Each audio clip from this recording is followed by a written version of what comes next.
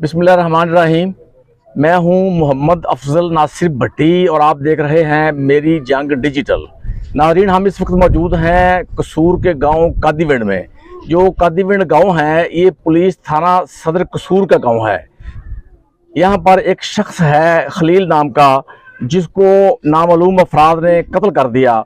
इस हवाले से हम बात करते हैं उनके बोरासा से कि उनका मसला क्या था, उनका इशू क्या है, मुकदमा दर्ज हुआ या नहीं।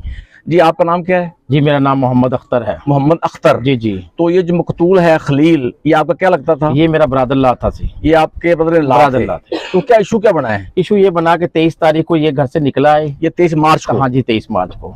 तो इसने किसी से पैसे लेने थे। अच्छा जी। वो किसी से जब पैसे किसी से पैसे मांगे हैं तो उल्टा उसने इसको मारने की धमकी दी और ऊपर से गुत्था गुत्था करके इसको मारा है वहां पे। मार के को दो वो बल्कि ये अकेला था, वो 3-4 लोग थे। उन्होंने इसको अच्छे तरीके से मार के पीछे से सर में राड मारा है। राड मारने के बाद ये ज़हनी तवाज़ुन अपना खो बैठा है। अच्छा। जब ये ज़हनी तवाज़ुन अपना खो बैठा है, इसको कोई समझ बूझ नहीं रही। इसकी उम्र कितनी थी? इसकी उम्र कोई 42-44 साल उम्र। 42-44 साल जी। तो इसके 4 बच्चे हैं छोटे छोटे। तो उसके बाद ये वापसी पता नहीं इसको कोई घर पे, यहाँ घर पे भी नहीं पहुंचा। ये रास्ते में था, रास्ते में फिर ये दोबारा से ज़हनी तवाज़ुन अपना खो बैठा था। उसके बाद ये घर से निकल गया है। जब ये घर से निकला है तो उसके बाद इसके घर के वारसा जो है, वारस, उन्होंने इसको 2-3 दिन ढूंढने की कोशिश की है कि यार इसको ढूंढ लेते हैं। इनकी बस ये थी, वो पुलिस में जाकर रिपोर्ट नहीं करवाई। तो पुलिस ने क्या किया कि पुलिस ने 2 दिन के अंदर अंदर ही सारा प्रोसेस मुकम्मल करके इसको दफना भी दिया। जब ये इसकी डेथ कैसे हुई? डेथ इसकी जो ज़हनी तवाज़ुन था ना, ये उसका हो गया था, बिल्कुल माफ हो गया था। उसके बाद जब ये 2 दिन के बाद ये अपने इसको ढूंढते रहे रिश्तेदारों में। ढूंढने के बाद जब ये इन्होंने किया कि ऐसे करें यार, हम पुलिस को भी जाकर दरखास्त दे देते हैं। जब ये पुलिस को दरखास्त देने के लिए वहां पे गए हैं तो पुलिस ने इनको, जब इन्होंने दरखास्त दी, उसका नाम लिखा, तो इन्होंने कहा जी हमारा बच्चा जो 2-3 दिन से नहीं मिल रहा।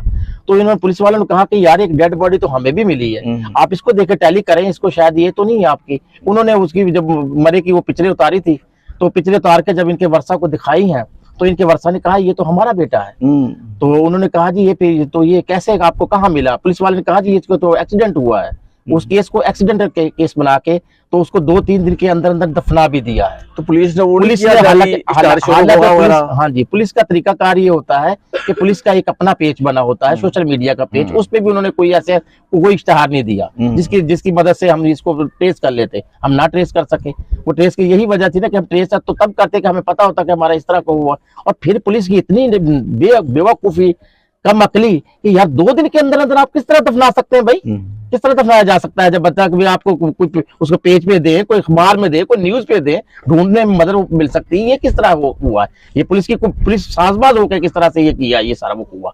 एक्सीडेंट ने केस बना दिया 322 की, 322, और उसकी ना वो गाड़ी मिल रही है, जैसे मोटरसाइकिल थी उसके पास, मोटरसाइकिल भी नहीं मिल रही उसकी। और ये उसको लेके खुद ही पुलिस वाले घूमते रहे और अभी तक हमें पुलिस वाले ये भी नहीं बता रहे किस कब्रिस्तान में दफनाया उसको। ये भी नहीं बता रहे कि किस कब्रिस्तान में दफनाया हमें। तो हमें समझ नहीं आ रही है किस तरह किया जा रहा है इनके साथ। ये इनके बूढ़े वालिदीन है, ये सारे बेचारे 3 दिन से रो के निढाल हो गए हैं। इनको समझ ही कोई नहीं है कभी ये क्या करें क्या ना करें। हम यही चाहते हैं कि गवर्नमेंट से अब अपील करते हैं, हम शहबाज शरीफ से अपील करते हैं, मरीम नवाज से अपील करते हैं, हम DPO साहब से अपील करते हैं कि फौरन इनको इंसाफ दिया जाए, उस बच्चे को ट्रेस करके इनके हवाले किया जाए। जी। अभी तो हमें ये नहीं पता कि वो तस्वीरें तो हमें दिखा दी डेड बॉडी की, अभी तो ये भी नहीं पता कि दफनाया या नहीं दफनाया।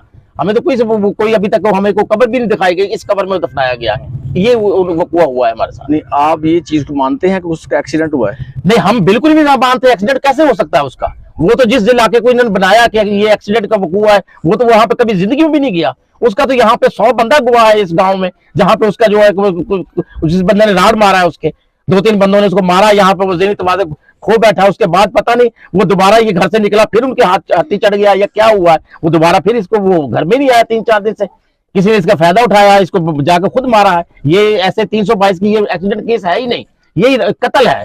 अच्छा, ये कत्ल है? ये कत्ल है।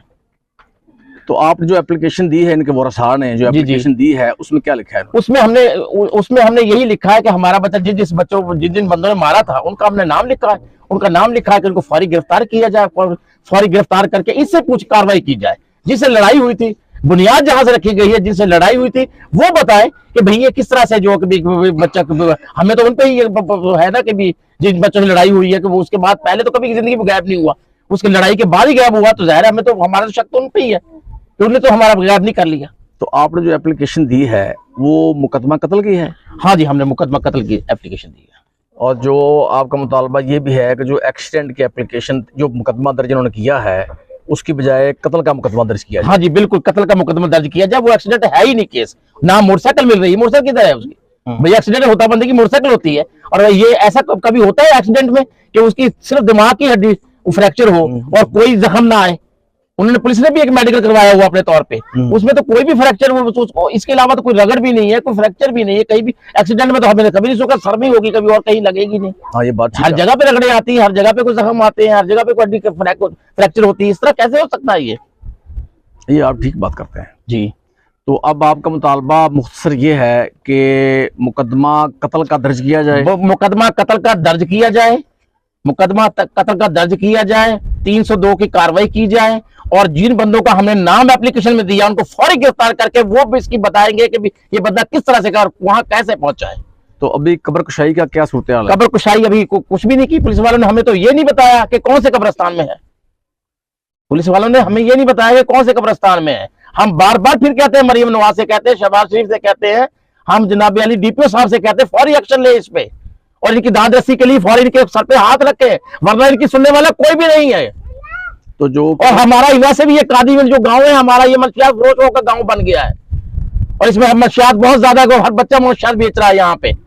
और उसके अलावा ये गुंडागर्दी यहाँ पे, एक पहले आज कत्ल हुआ, इससे कुछ दिन पहले भी कत्ल हुआ था यहाँ, तो ऐसे कत्लों का बाजार लग गया यहाँ पे। और इसमें इसी गांव को देखा जाए कि इस गांव में क्या हो रहा है।